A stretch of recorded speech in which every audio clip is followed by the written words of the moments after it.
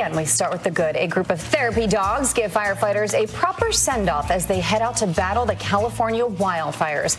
The dogs also helping those affected by the mass shooting at the country music bar in Thousand Oaks, California.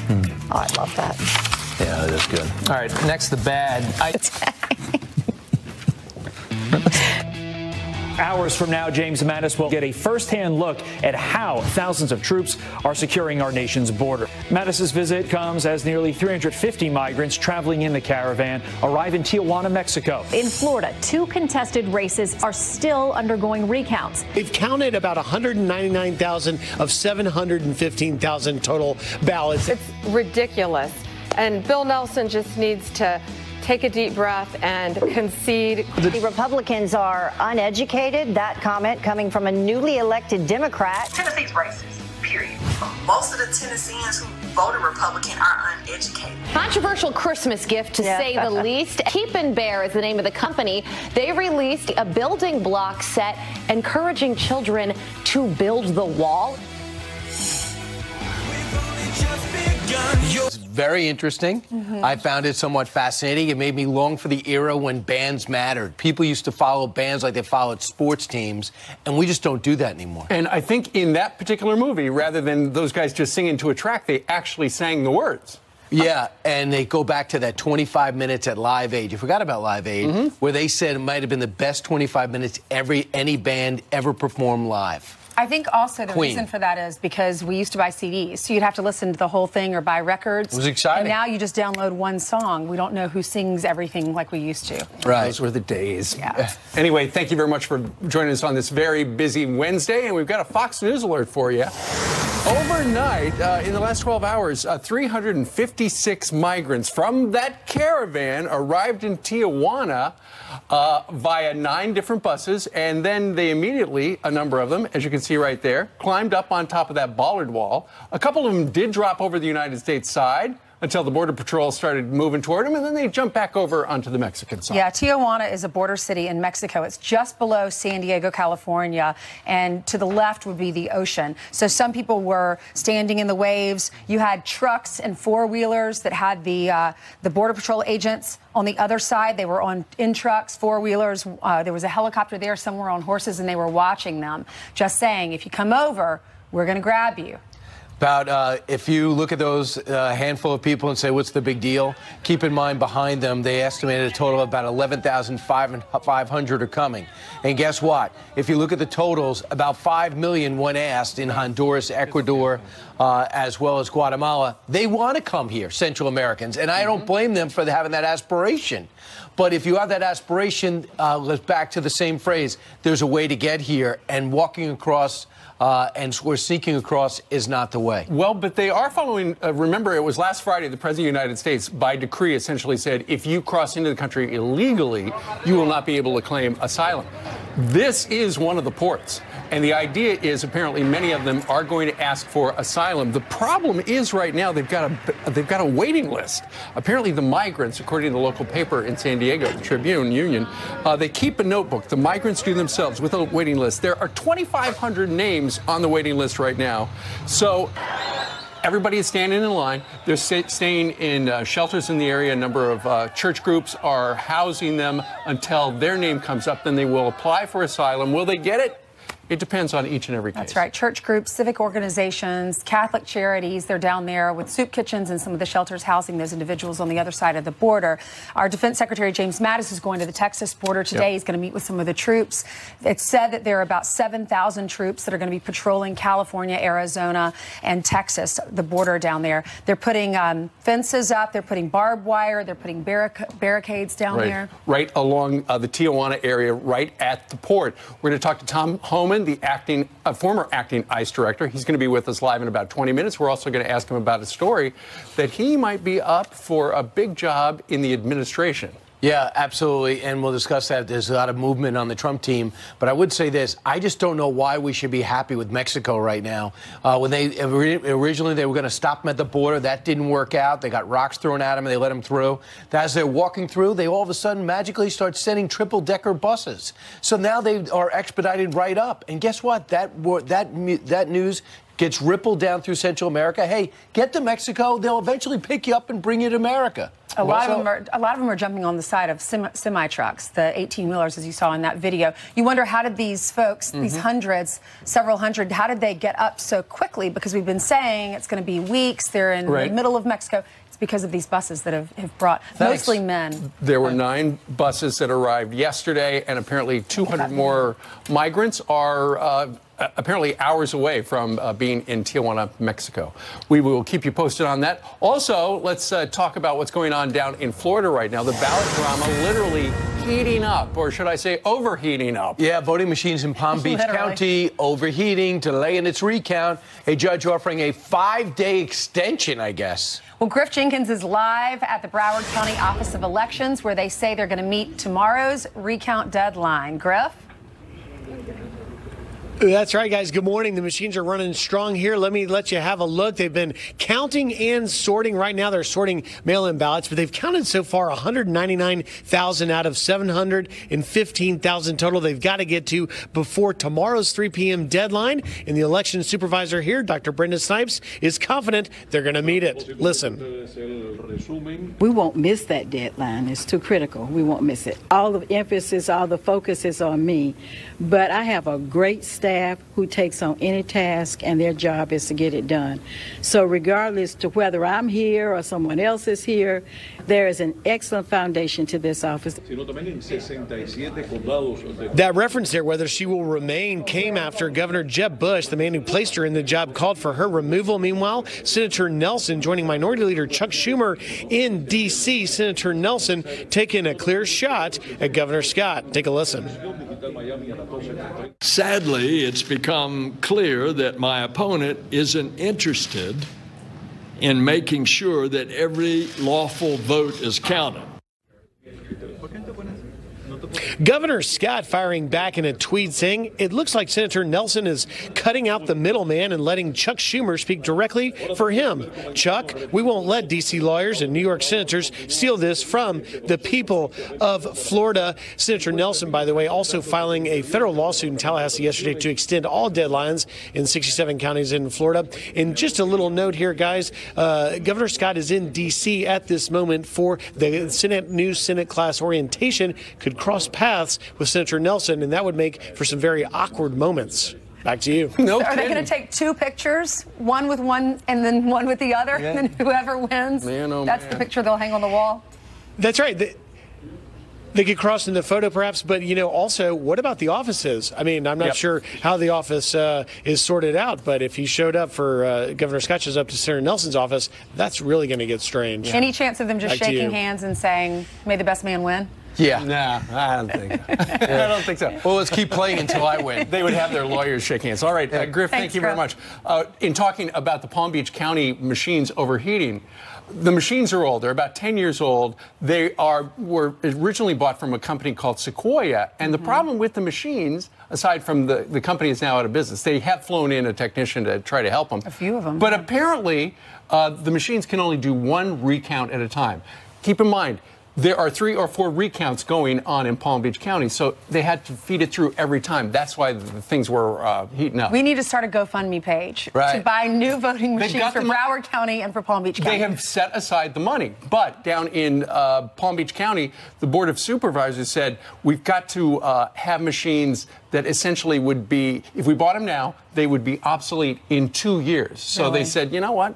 We're going to save the $11 million until we can put the money to. You know what they should do? Call the other 49 states. They seem to be a lot better at it. My friend used to be a DJ, and by like 9 o'clock, his equipment used to overheat and everything used to stop. And the thing that used to help him, he put a block of ice that he borrowed from the bar and would put it on top of the equipment and would cool it off. And people get the chance to see. Let me get this straight. He would put a block of ice on electrical equipment. Correct. Not the smartest guy. He doesn't do that business anymore, but it worked for quite a while. Well, because of all the problems they've had in Palm Beach County, a judge has said now you get an extension. They're getting 5 extra days, so they don't have to turn their results in until next Tuesday. Well, no, because then the Secretary of State stepped in, and now it's going to a federal court. They have until 5 o'clock this afternoon for both sides to say why they should be granted an extra time to count more ballots. Marco Rubio had a great tweet that put it all in perspective. He says this: imagine if an NFL team was trailing 24-22, but in the final seconds hits a three-point kick.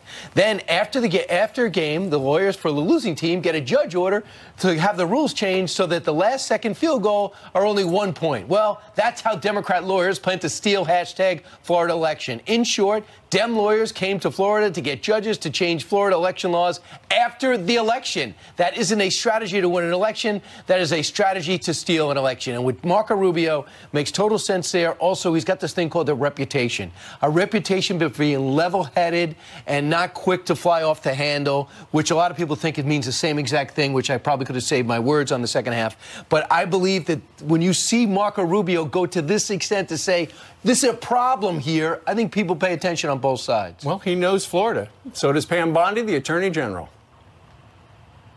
Florida law expressly and unambiguously states that you must have signature verification. So what they want to do, they want to change the law after the ballots have all been cast and go back retroactively and change our law, which is it's ridiculous. And Bill Nelson just needs to take a deep breath and concede. Yeah, well, good luck at that. Not going to happen. Probably not after they've spent all this money on all these lawyers who are fighting. So right now, it looks like they're going to have the current deadline is 5 o'clock. Tell us why you should get more time. Otherwise, it's going to default to 3 o'clock tomorrow afternoon. As Pam handles this, don't you think the president's going to be watching Pam Bondi to see maybe this is my next attorney general, judging by how she handles this in the heat of battle? Well, you never know. We're going to tell you about some potential staff changes at the White House coming up a little later on. In the meantime, let's hand it over to Jillian, who has some more headlines for us. Hey, Jillian. That's right. Good morning. Starting exactly why a second pilot rushed to the hospital with unknown injuries. Their names have not been released. This is the second deadly crash at the base in less than a year. Laughlin is one of 4 training bases for new pilots. Key leadership roles up for grabs today on Capitol Hill. All eyes on the House Republican leadership race, where Majority Leader Kevin McCarthy is the favorite to stay on as Minority Leader, despite a challenge from Freedom Caucus co-founder Jim Jordan. The Ohio congressman will make his case right here on Fox and Friends at 7:15 Eastern, so make sure you stay tuned for that. That's going to be fun. I'm going to stick around. I think you should. Yeah, good idea. Okay. And by the way, if the equipment starts to heat up here in the studio, Brian has a guy who's got a block of ice. Right. I don't think we have to worry about that. These guys like it really cold in here, right, Jillian? It's winter, okay? Exactly. We need the heat on. All right. Meanwhile, on this Wednesday, the problems with the Florida recount brings back memories of this. The Brooks Brothers riot back in 2000. Remember that? Matt Schlapp was there. He's going to react to the ballot chaos coming up next. And this was no Happy Meal. The bacon assault inside of McDonald's. You're not going.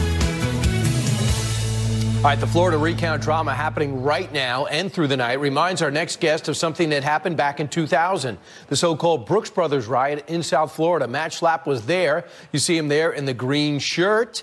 He joins us right now. Hands in his pockets, looking cool. Hands not in his pockets, but still looking cool. Matt, is this deja vu all over again? I was younger, Brian.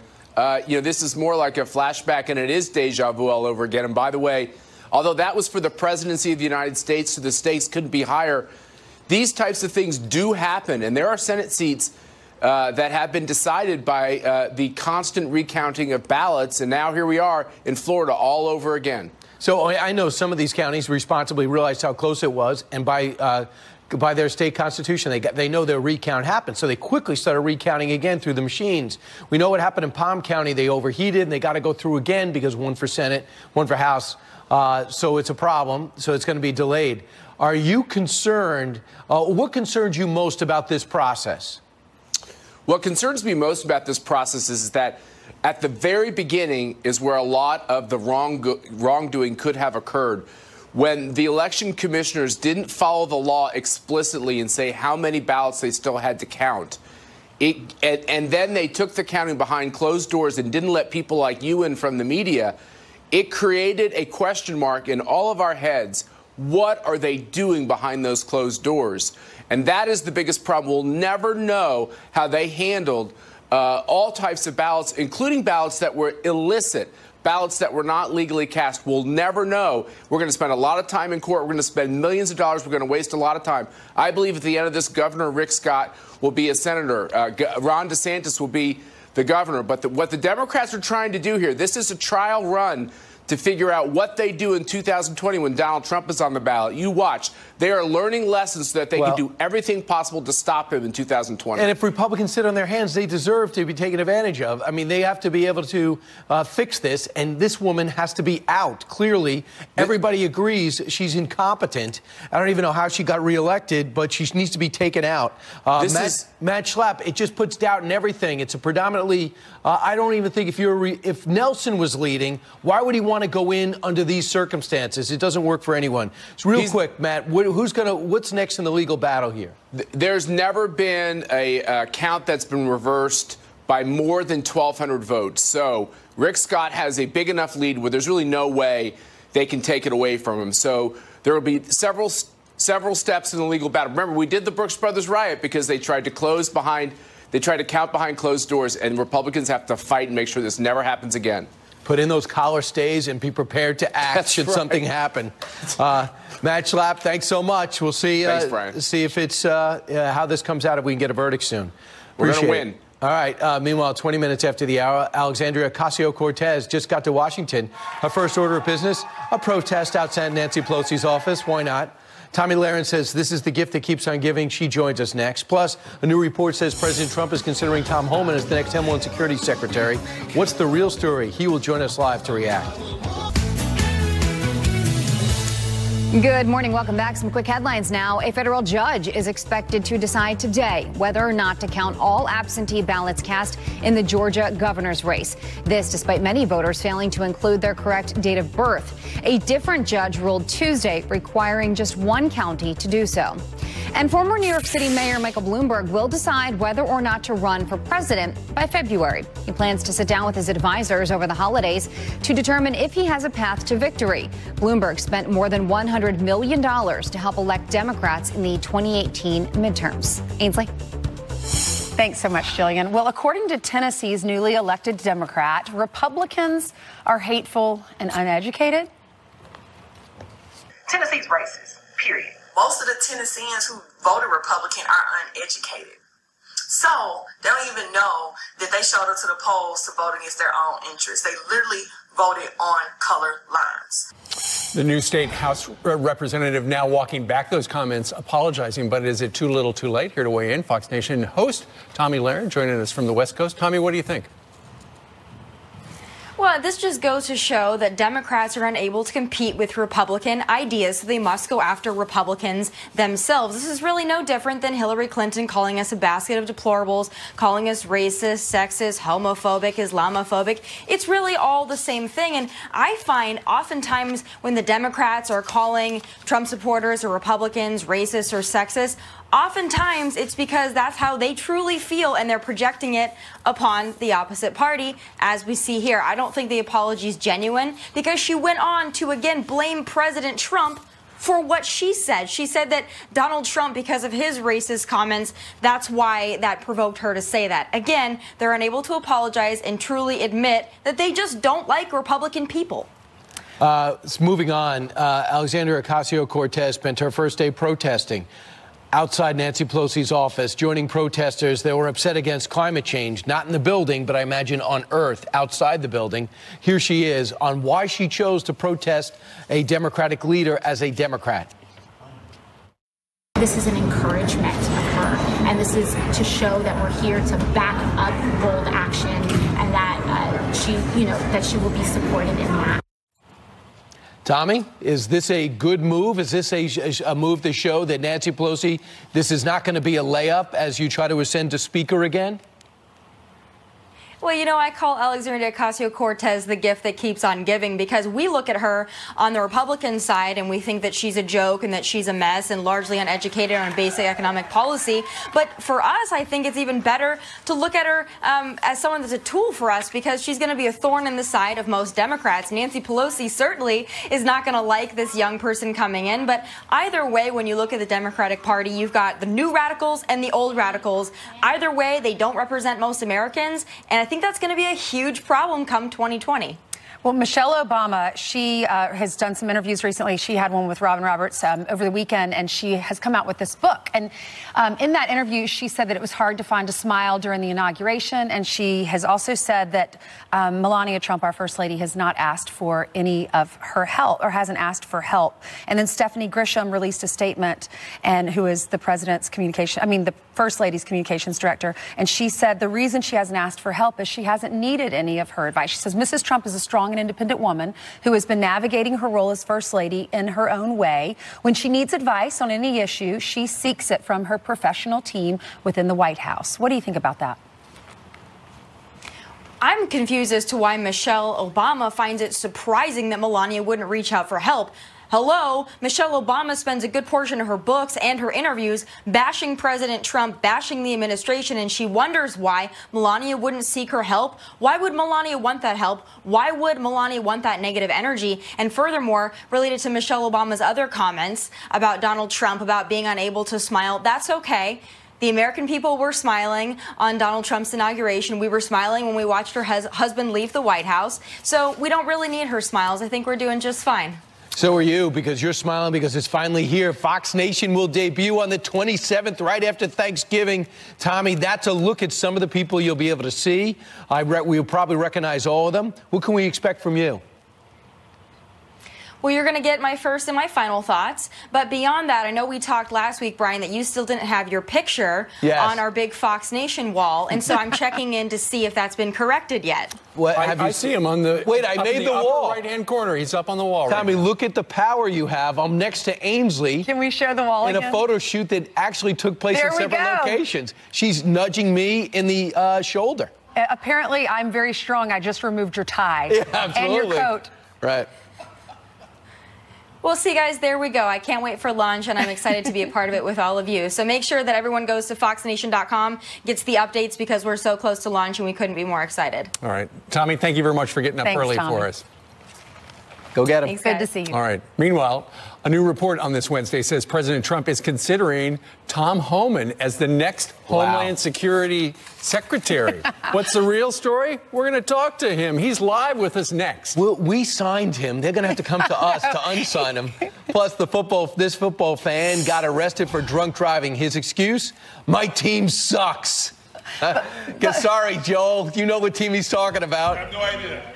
All right, first we want to wish, or last I should say, happy birthday to Britain's Prince Charles. He's 70 years old today. All right, we're back with the Fox News Alert. Nearly 350 migrants traveling in the caravan arriving at the U.S. border. So much for thousands of miles away, right? The group seen getting off buses Mexico provided in Tijuana. That's less than 20 miles from San Diego. Game on. So Customs and Border Patrol closing lanes of traffic near 2 ports of entry in California. The migrants are expected to apply for asylum as soon as today. Some people seen scaling the border fence. You can see them right there sitting on top of it. Thousands of troops reinforcing crossing points with barbed wire, concertina wire, you can see right there. Defense Secretary James Mattis heads to Texas, the McAllen, Texas area, later on today to review the troops. Let's bring in Tom Homan, former acting ICE director. He's a Fox News contributor, and he knows all about this. He joins us live. Mr. Homan, it looks as if the first batch of buses from the caravan now is here. Another 200 people are expected in the coming hours. What should we know? Well, I think Brian said it right a few minutes ago. Game on. I mean, I think the administration is ready. CBP has, of course, got a lot more resources down there, with the military building the infrastructure and the fencing. You got a lot more inspectors and asylum officers down there from CIS ready to start these interviews if they come to a port of entry. If they decide to enter this country legally, of course, the president's proclamation is not going to be allowed to claim asylum. They're going to be metered in, and we'll work at the government's pace, not their pace. And hopefully, if these people do come to the United States, and they'll be detained until they see a judge. Because back in 2014, when this first started, when they were detained long enough to see a judge, more than 80% of them lost their cases. They got put on planes and sent home, which sent a strong signal to Central America, and the crossings depleted way low. So hopefully we can send another message. They'll get their due process, but if a judge orders them removed, they got to go. All right, this was a headline in Politico. Trump considers tough-talking former ICE director for DHS chief. I remember when we first met you, Do we know you a said, tough-talking ICE director? Not yet. I remember you saying that you tried to retire, and then the president called you and said, I need you to help me out with ICE. So you stayed on a little longer, then you retired again. And now he possibly, or there are headlines that say he could tap you as the new Homeland Security Secretary. What are your thoughts? Is that going to happen? I knew you were going to ask me this question. We had to. Look, I'm not going to speculate on what the president's going to do. I think we got a strong secretary. I do. I worked with Secretary Nielsen for 7 months before I retired. It's a 24/7, 365 job. I mean, with the immigration, which, 50% of America hates you 100% of the time. You can't win on this topic because it's so divisive, so controversial, so emotional.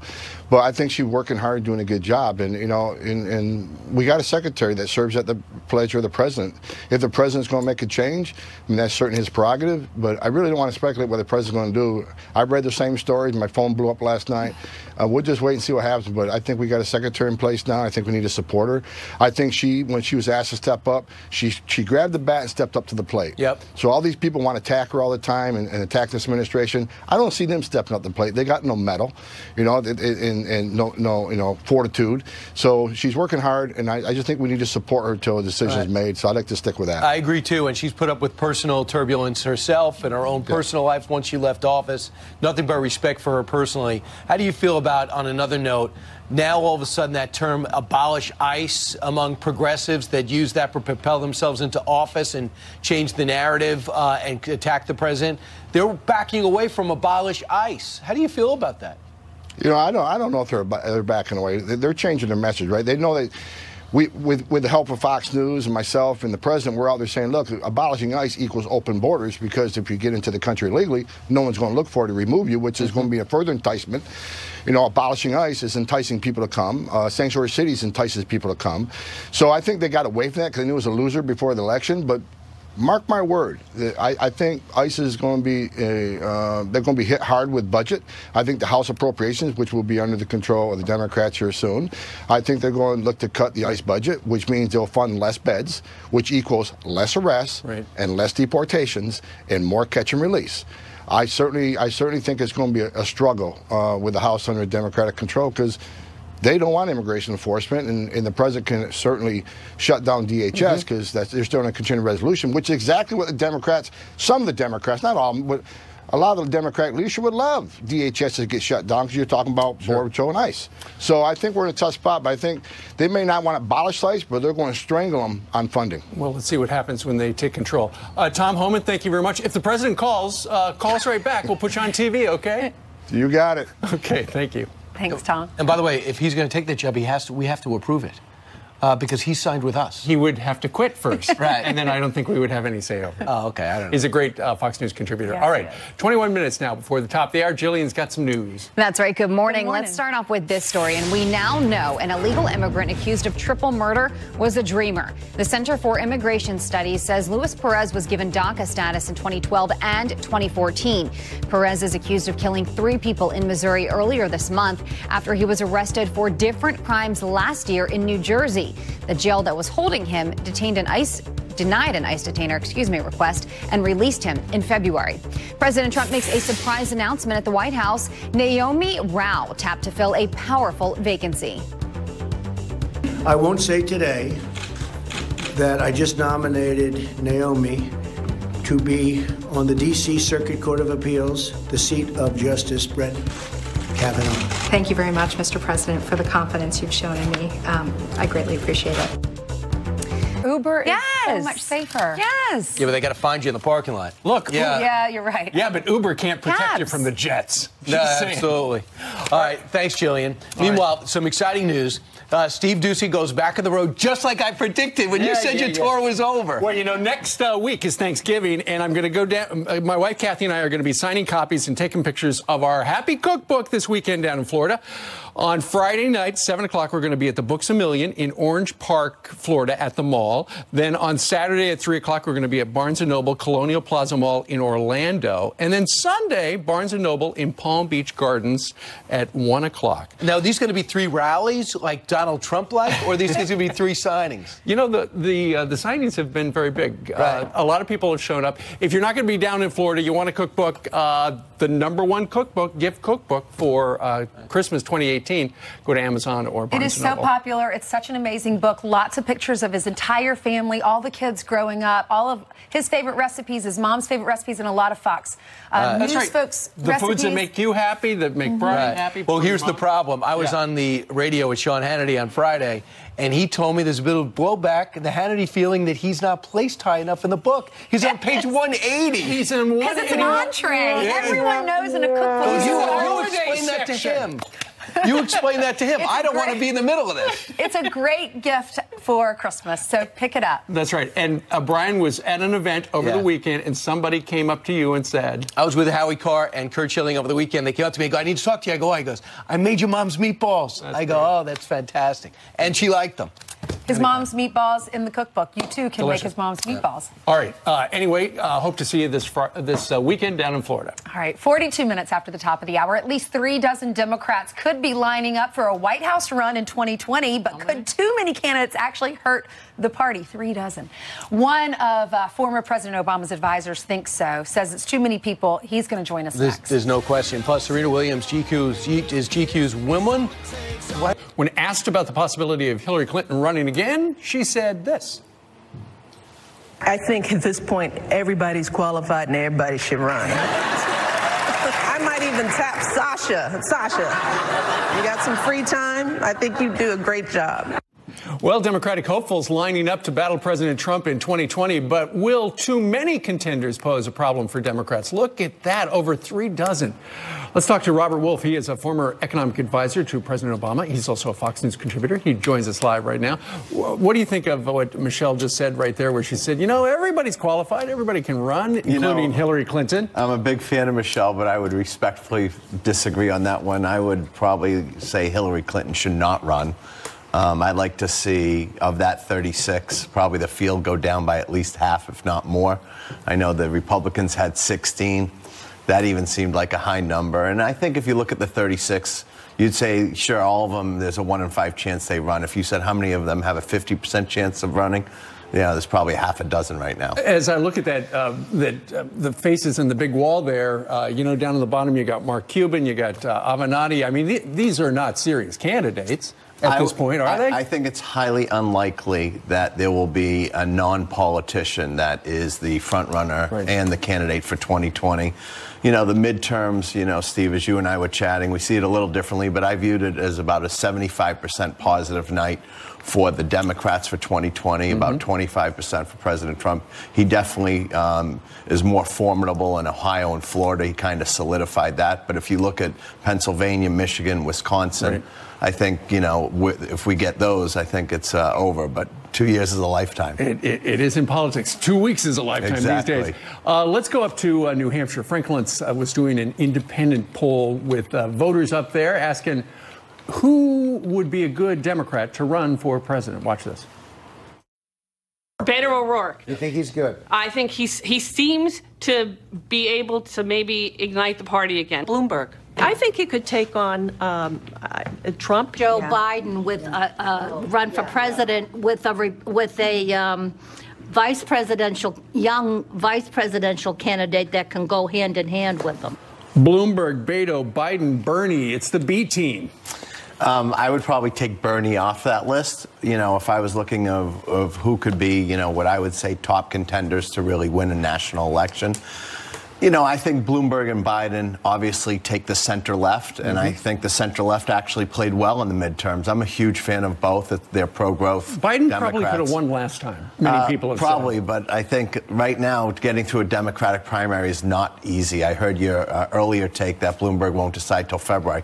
With Beto, it kind of aligns where presidential winners are in the Democratic Party. There hasn't been a person over the age of 52 since 1960 that won a presidential Democratic election. Kennedy, Clinton, Carter, and Obama. So we like that hopey, changey. And if you look at Beto, a lot of people are comparing him to RFK. And obviously, you know, to do that well in a red state like Texas bodes well for someone to put his hat in the ring. Well, let's see. Lots of hats. Lots of hats. One big ring. All right, Robert, thank you very much. All right. Moving on this Wednesday, key leadership roles are up for grabs on Capitol Hill later on today, and all eyes are on the race between Majority Leader Kevin McCarthy and Congressman Jim Jordan as they take the minority.